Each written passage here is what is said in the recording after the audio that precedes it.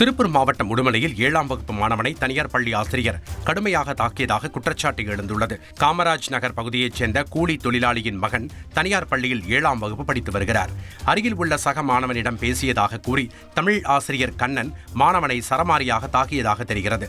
இந்நிலையில் ஆசிரியர் மீது நடவடிக்கை எடுக்க கோரி மாணவனின் தந்தை காவல் நிலையத்தில் புகார் அளித்துள்ளார். நாகையில் தனியார் கல்லூரியில் பதுக்கி வைக்கப்பட்டிருந்த 2700 கிலோ ரேஷன் அரிசி, 150 கிலோ பருப்பு, 400 கிலோ கோதுமையை போலீசார் பறிமுதல் செய்தனர். பொருட்களை கல்லூரி விடுதிக்கு பயன்படுத்தியது போலீசார் விசாரணையில் அம்பலமான நிலையில் கடத்தலுக்கு பயன்படுத்தப்பட்ட சரக்கு வாகனத்தையும் பறிமுதல் செய்தனர்.